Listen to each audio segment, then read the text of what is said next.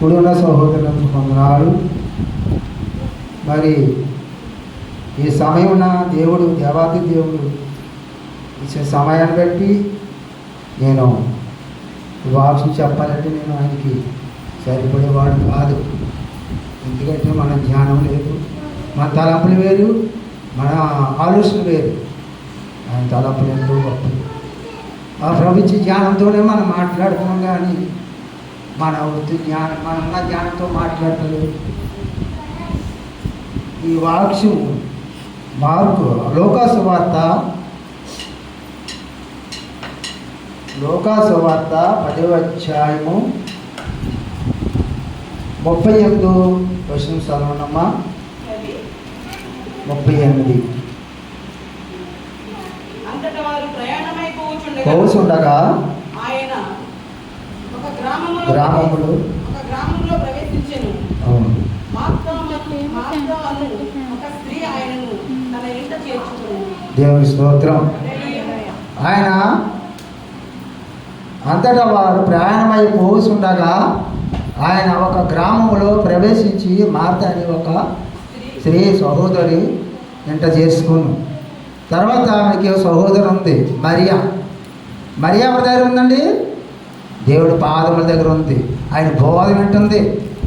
మరి మార్త విస్తారమైన పనులు పెట్టేసుకుంది, వంట చేస్తుంది. మా డాడీ గారు వస్తే మన ఇంటికి, మమ్మీ డాడీ వస్తే మనం ఏం చేస్తాం? వంట చేస్తాం. మంచి మంచి వంటలు చేసి దైవజనం పెట్టాలి. మా డాడీ గారి మమ్మీ గారు తూర్పుపరచాలి. మరి ఆయన పెడితే దేవుడు పెట్టినట్టే కదా, మనం దేవుడిని సన్మానించినట్టే, దేవుడికి ఆహారం పెట్టినట్టే. మనం ఆయన తొందరపడి మరి ఏం చేస్తుంది? మార్తమ్మ తొందరపడి వంటలు చేసేస్తుంది. మరియా దేవుడి పాదం దగ్గర బోధ ఉంది, వాక్యం ఉన్నది. ఆయన చెప్పిన మాటలకి ఆయన సన్నిధిలో, ఆయన గృహంలో చేర్చుకుంది. అలాగే మనం కూడా మరి ఎన్నో పనులు ఉంటాయి, ఎన్నో సమస్యలు ఉంటాయి, ఎన్నో అప్పులు ఉంటాయి, మరి బిడ్డల వాళ్ళ సమస్యలు ఉంటాయి, మరి అనేక శత్రువుల సమస్యలు ఉంటాయి మనకి. అమ్మా అవన్నీ మనం దేవుడి దగ్గరే మన సమస్యలు మోకరించి ప్రార్థన చేయాలి. ఎందుకంటే కన్నీరు ప్రార్థన దేవుడు చూస్తాడు. నీ హృదయం వెలిగించాలంటే, నా దీపం వెలిగించాలంటే మన హృదయం శుద్ధి ఉండాలి. ఈ హృదయ అంతరంగం చూసే దేవుడు, మన ఆలోచన వెలిగిన దేవుడు, మన తలంపులు వెలిగిన దేవుడా నీకే స్తోత్రములు. ఈ వాక్యములు మాట్లాడిన దేవుడు మన అందరితో మాట్లాడుతున్నాడు. ఏమని? మరియమ్మలాగా ఆయన పాదం దగ్గర బోధ వినాలి, వాక్యం వినాలి. మన సన్నిధికి ఆదివారం రావాలి, పరిగెత్తుకుంటారు. అయ్యో ఈరోజు డాడీ గారు మమ్మీ గారు మనకి ఏ వాక్యం చెప్తారు? మన సమస్యలని ఆ మందిరంలో అగ్ని అభిషేక విడుదల పరిచయంలో మన సమస్యల గురించి మోకరించి పడి కన్నీరు ప్రార్థన చేయాలి. యేసు దేవుడికి ప్రభు దగ్గర పరిగెట్టువాడు వచ్చి మనం ప్రార్థన చేస్తే మన సమస్యలు, మన కట్లు విడిపోతాయి. దేవునికి స్తోత్రం. యేసు గొంతులో తోసేశాడు. ఎవరు? అన్నల గొంతులో తోసేస్తే ఏమైంది? అమ్మి వేశారు. ఎవరికి? ఐగుప్తులో ఎవరమ్మది? ఐగుప్తుకి అమ్మేశారు. అమ్మేస్తే ఆ సోదరు నుంచి దేవుడు కాపాడాడు లేదా? ఆయన గొప్ప రాజుకు సింహాసనం ఇచ్చాడు. ఎందుకంటే మళ్ళీ అన్న కరువు వచ్చింది. యాకోబు కుమారుడికి ఏమొచ్చింది? దేశంలో కరువు వచ్చింది. కరువు వచ్చి ఎక్కడికి వచ్చారు? యేసోపు దగ్గరే పరిగెట్టుకు వచ్చేసారు. తోసిన అన్నలే ఎవరి దగ్గర తప్పించాడు? దేవుడు యేసోపు దగ్గర తప్పించాడు. సిగ్గుపరిచేసాడు దేవుడు. ఎవరిని? యేసోపు ముందు మోకాలు పడిపోయి, అయ్యా మా దేశంలో కరువు వచ్చేసింది, నీవు మాకు ధాన్యం ఇస్తే మేము పట్టుకెళ్ళి మేము ఆహారం పోసి మేము బతికించుకుంటాం అనగా అన్నను చూసి ఏడిచాడు పాపం. ఆయన పగ పెట్టుకున్నాడా? లేదు. మనం ఎవరి మీద పగ పెట్టుకోకూడదు.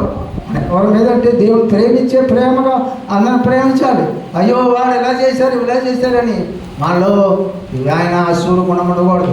తండ్రి ఆ బిడ్డ మనసును మార్చాలి. తండ్రి ఆయన మారు మనసు దర్శించాలి. తండ్రి మా కుటుంబంలాగే వారి కుటుంబం కూడా దేవుడు రాజ్యంలోకి వెళ్ళాలని మనం నిత్యం ప్రార్థన చేయాలి. బిడ్డల కొరకు ప్రార్థన చేయాలి. మన గ్రామం కొరకు ప్రార్థన చేయాలి. డాడీ మమ్మీ గారి గురించి ప్రార్థన చేయాలి. సహోదరులందరికీ ప్రార్థన చేయాలి. మన దేశం గురించి ప్రార్థన చేయాలి. అంతేకాదు మా బిడ్డలు విదేశాలను కుమారుని గురించి ప్రార్థన చేస్తాం, భర్తల గురించి ప్రార్థన చేస్తాం. వాడుకుంటున్నానంటే కరెంట్ షాక్ నుంచి ప్రభువు నన్ను బ్రతికించాను.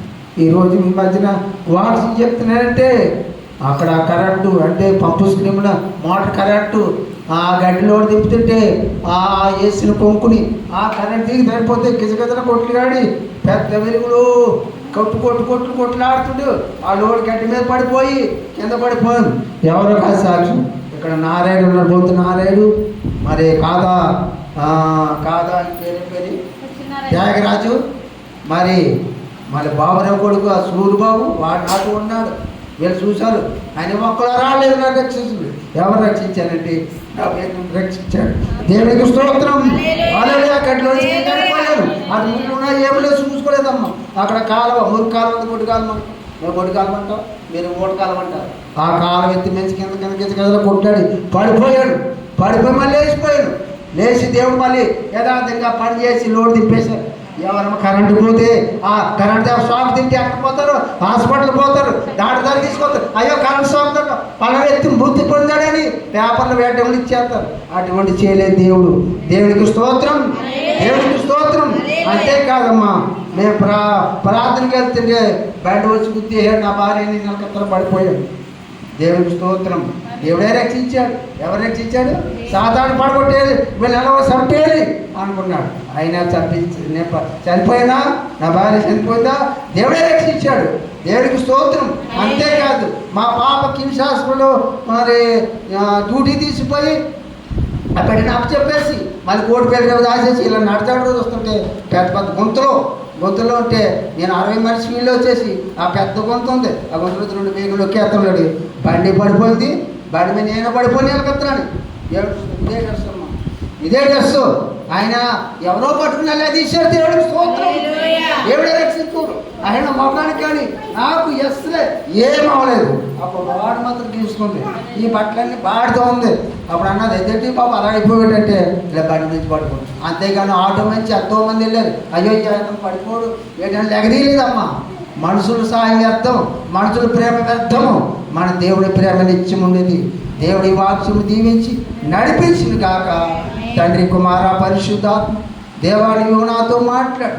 ఈ జ్ఞానించిన దేవుడా, నీవు మాట్లాడవు తండ్రి. నేనేమి తెలియని పనికిరాడు ఆయన, పనికిరాడు పాత్రలు తండ్రి.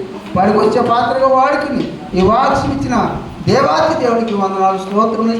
మరి అమ్మగారులాగా మనం ఎప్పుడు దేవుడు పాదము దగ్గర ఉండి ఆయన బోధకుడిని ఆయనకు ప్రార్థన చేసి కన్నీరు చేసి మన ప్రార్థన చేస్తే మన ప్రార్థన ఆలకించే దేవుడని నమ్మి విశ్వాసంతో నాయన ఘనత, కీర్తి, ప్రభావం పొందుకుని యేసయ్య పరిశుద్ధ పాదను బట్టి అడిగి పెడుతున్నాం.